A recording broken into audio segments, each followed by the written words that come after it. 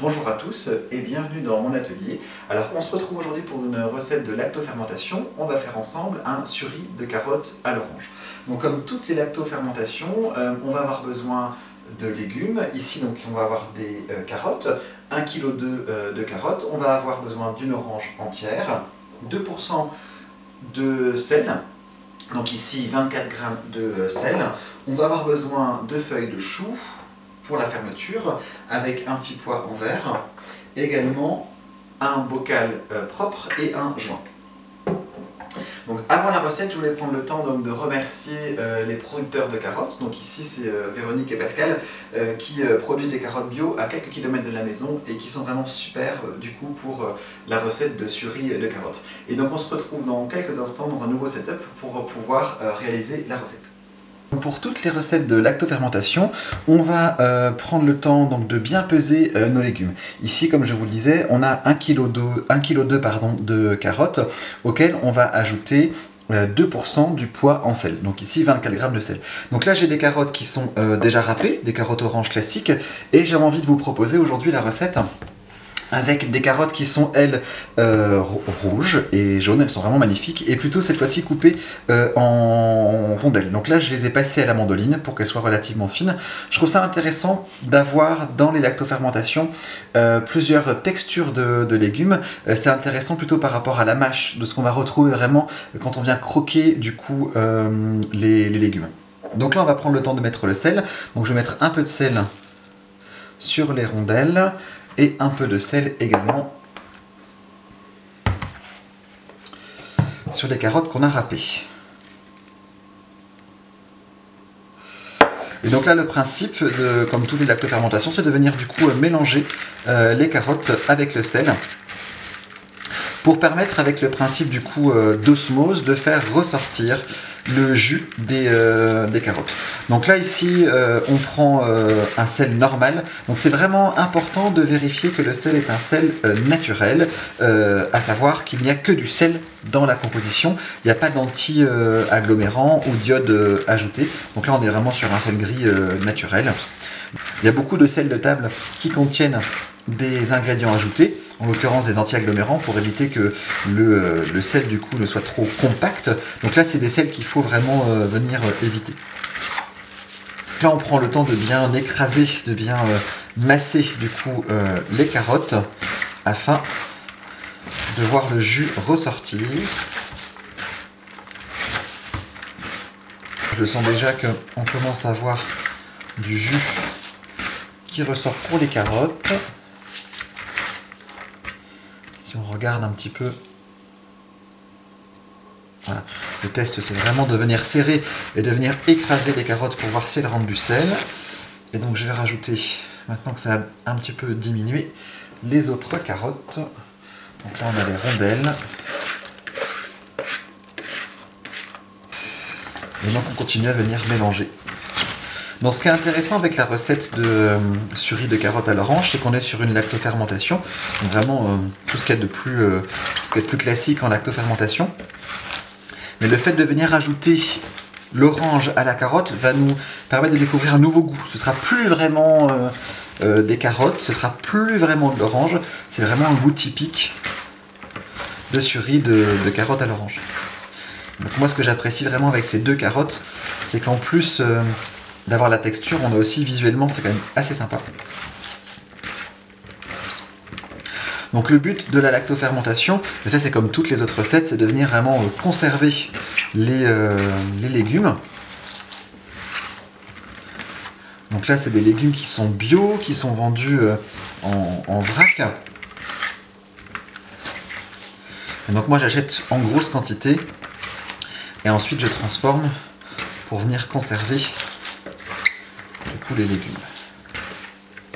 Donc là avec le sel, on fait donc ressortir le jus naturellement présent dans les carottes, ce qui va nous permettre d'avoir du coup du jus dans la lactofermentation. Et donc ça va aussi favoriser le développement des bactéries lactiques qui sont naturellement présentes sur les légumes et qui vont avec la présence de jus. Du coup il y aura du jus et donc pas d'air dans notre bocal. Elles vont pouvoir se développer parce qu'on est vraiment sur des bactéries qui se développe en l'absence d'air. Donc c'est vraiment intéressant, voilà, de venir bien faire ressortir le jus des légumes. C'est un point vraiment important pour la recette de lactofermentation. Donc là on va laisser reposer un petit peu. Bon, souvent on dit voilà 5-10 minutes, un quart d'heure en fonction des légumes, et là les légumes sont frais donc il y a déjà beaucoup de jus de ressorti. Si on refait le test, voilà, il y a vraiment pas mal de jus qui ressort des carottes. On essaie d'avoir une orange qui a la peau pas trop épaisse et on vient la couper en morceaux. Donc moi ce que je fais, c'est que je coupe des tranches, je coupe des rondelles d'orange. Bien sûr, donc j'ai ôté, comme vous avez pu le voir, les deux extrémités.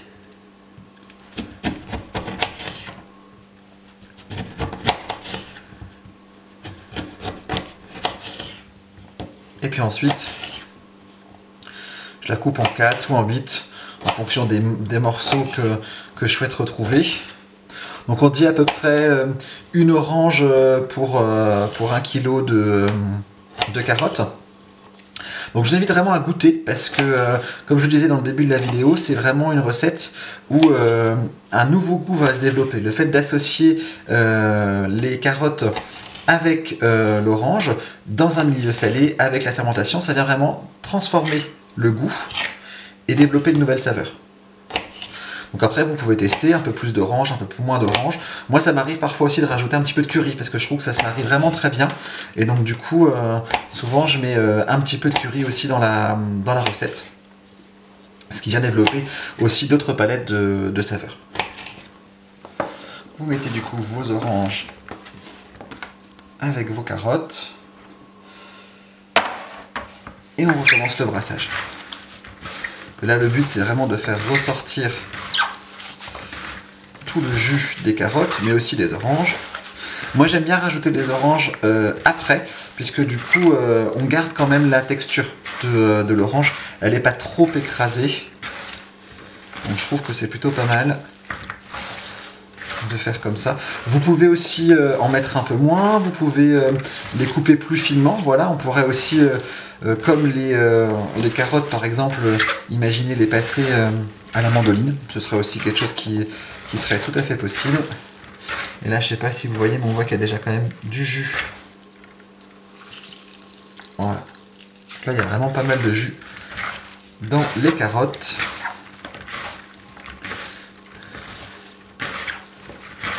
Voilà. Donc je vais laisser encore reposer quelques minutes. Et puis on se retrouve ensuite du coup pour le remplissage de notre bocal. On se retrouve maintenant pour l'étape de remplissage du bocal. Comme à chaque fois, moi je prends un bocal qui est propre, je ne le stérilise pas, je le passe juste au lave-vaisselle ou je lave à l'eau chaude avec du savon et ça fonctionne très bien. Un joint. Et donc là, c'est l'étape la plus importante, ça va être de remplir notre bocal en tassant le plus possible pour être sûr qu'il n'y ait pas d'air dans notre bocal. Donc là, on est sur un bocal d'un 3/4 de litre et on a 1,2 kg de carottes plus notre orange. Donc moi je pense que ça va être juste, mais à mon avis on va pouvoir tout faire rentrer dedans. Et donc là c'est vraiment l'étape la plus importante, ça va être de tasser le plus possible, à la fois pour s'assurer de mettre le plus de préparation dans notre bocal, mais aussi pour s'assurer qu'il n'y ait pas d'air, voilà, puisque c'est vraiment en l'absence d'air que les bactéries lactiques vont pouvoir se développer. C'est souvent à cette étape-là qu'il y a des ratés, les gens ne tassent pas assez, laissent vraiment de l'air, et donc on se retrouve parfois avec un développement de moisissure, et c'est pas du tout ce qu'on cherche.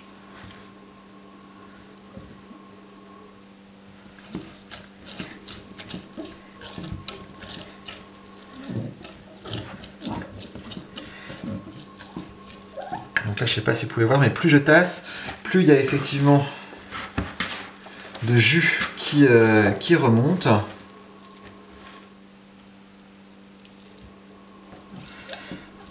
Donc là, ce qui est aussi intéressant, c'est les différentes coupes des carottes. Comme je vous l'avais dit, on va le retrouver donc à la fin de notre lactofermentation, parce que du coup, on va avoir des carottes qui ont été râpées et des carottes qui ont, elles, été coupées en rondelles.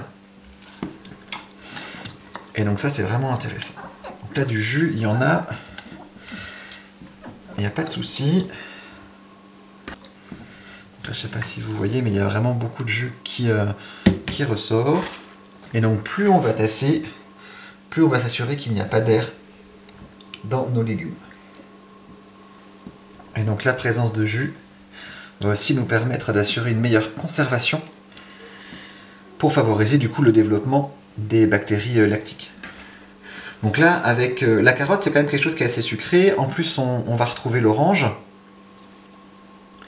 Du coup, il va y avoir une fermentation qui va se faire, qui va être assez active. Donc là, il ne faut vraiment pas s'inquiéter. Ça va faire pas mal de bulles. Ça va déborder. Donc là, on est bien.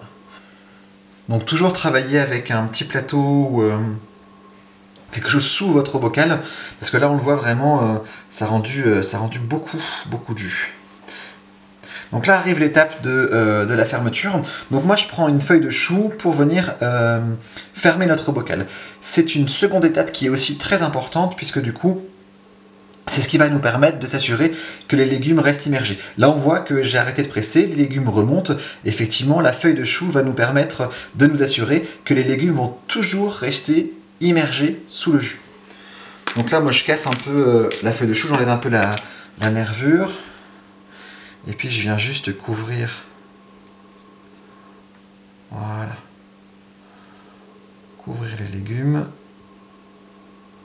assurer que tout soit sous le jus. Et ensuite je prends un poids, donc là c'est un petit ramequin en verre, on peut prendre des petits bougeoirs, il y a des petites choses qui existent qui sont plates et qui rentrent très bien. Parfois un couvercle d'un bocal plus petit peut aussi vraiment bien rentrer et bien nous permettre de couvrir l'ensemble de notre préparation. Donc là le poids en verre, ça rentre vraiment bien, je vais mettre dans ce sens là, voilà. Donc là on voit bien que si j'appuie, tout est bien sous le jus avec la feuille de chou. Et on va venir fermer. Donc là, attention, voilà, ça déborde. C'est plutôt bon signe. Voilà. C'est-à-dire que là, tout est bien plein, tout est bien fermé. Et notre lactofermentation est maintenant terminée. Donc là, on va prendre le temps de noter dessus. Donc moi, je note toujours dessus sur le couvercle, parce que comme ça va fermenter, ça va faire des bulles, ça va couler, ça va sortir du bocal. Si vous écrivez sur les côtés, il y a des risques que ça s'efface, qu'on n'arrive plus forcément à lire ce qu'on a mis dans le bocal. Donc là, moi, je prends le temps de noter, je note la date, je note ce que j'ai mis dedans, les proportions aussi. Je mets parfois les épices également que j'utilise pour me souvenir, voilà, de ce que j'ai mis dans le bocal. Donc je vais prendre le temps de terminer le deuxième et on se retrouve pour terminer la vidéo.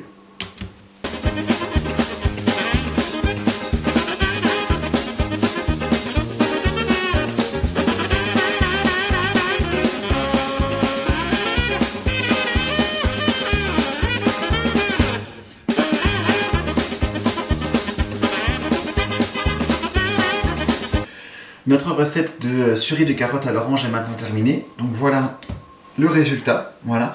Donc on a bien les carottes râpées, on a bien les carottes qui sont en rondelles avec les morceaux d'orange.